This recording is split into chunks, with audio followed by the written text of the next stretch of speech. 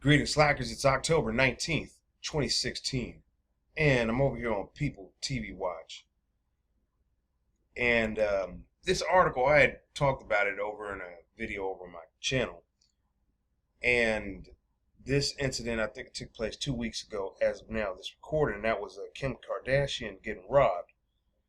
I don't know where you're at on it, if you're following this. I typically do not follow celebrities. However, this article and the situation posed a security risk, and this is something that you should know about, and I'll tell you more after I'm done reading. This is Kim Kardashian West says she can't live without the internet, an interview given before robbery by Dave Quinn.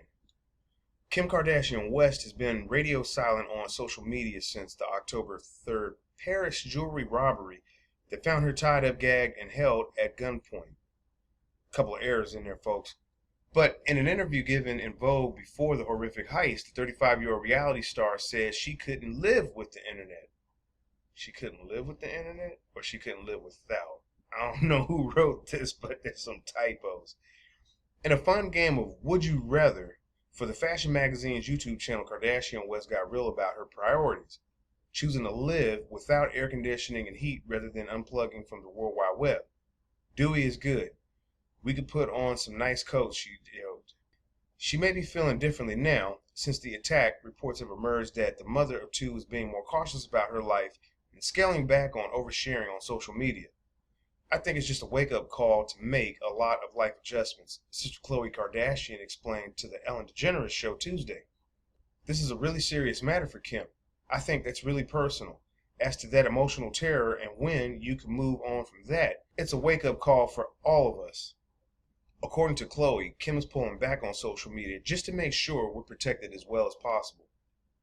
Like I said, we're a family. We'll do this together, she continued. Quote, I think it's important to make those adjustments and to pull back a little bit, I think is always smart. Sources previously told People Kim is blaming herself for showcasing her ring on social media, which may have led robbers to target the reality star. Gee, you think? Elsewhere in the Vogue game, Keeping Up with the Kardashians chose to fly rather than be invisible. A trip her daughter North wants to take to fly up to heaven to see her grandmother for her birthday. Okay, that's kind of strange, but Kim also said had a hard time choosing between McDonald's and Chinese takeout. Both at the same time, she confessed.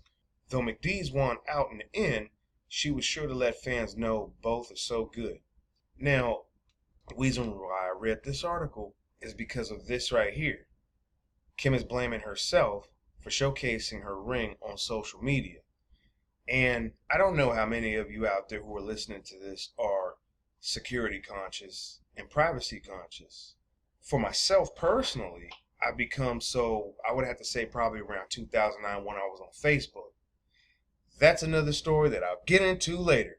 But long story short, when you are posting and uploading pictures to social media, are you aware that your phone could be storing geo-tracking data, or what they call geolocation data, in the metadata? If not, do look up what I say so you can familiarize yourself and learn about it, because I've kind of learned about these things, and who knew that all this was going on? And so what I'm getting at here is you could be taking a major potential risk just by taking a picture and posting it to social media. Right now, it's like we live in an age of narcissism, and so people are online taking pictures of themselves, showing themselves to be living lives that perhaps they're possibly not living, but wanting to appear greater than they are. And so this has led to a number of things like FOMO, which is fear of missing out, to people feeling depressed, and a sort of other problems. But the main problem there is when you get caught up in that game of, trying to one-up, or one-upsmanship as they call it, with someone else, and it turns into this little like hidden competition and stuff, you end up making mistakes. You end up making lapses in judgment. And so this one is definitely a lapse in judgment on her part, because she's a high-profile person, somewhat of a celebrity, not to me, but maybe to you. And so to be on social media showing off your jewelry, which people know, okay, you have money and you might potentially carry on you some valuable things. why put yourself in that situation?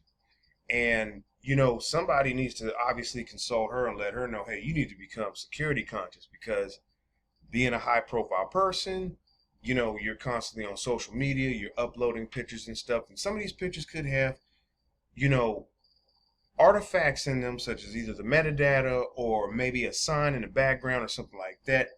It can be used to pinpoint your location. And so I don't know if you know about this, but there's a thing called a timestamp. So when you post something to social media, whoever's following you, that tweet or Facebook update or Tumblr, whatever you use, is usually timestamped. And so between the timestamp and someone seeing that, someone could be potentially close to your location. And again, that becomes a major vulnerability and security threat. So these are some things to think about if you're out here on social media, and even if you're on online dating websites where it's frequent for people to take selfies and take their pictures, and you're uploading these pictures. I don't know as to if Plenty of Fish or Craigslist scrubs metadata, but it could be possible that that type of information could be retrieved. Stranger things have been known to happen. Anyways, leave with me your thoughts down in the comment section below. The link to this will be in the description box, and as usual, that will do it for this article and this video. I'll catch you in the next one.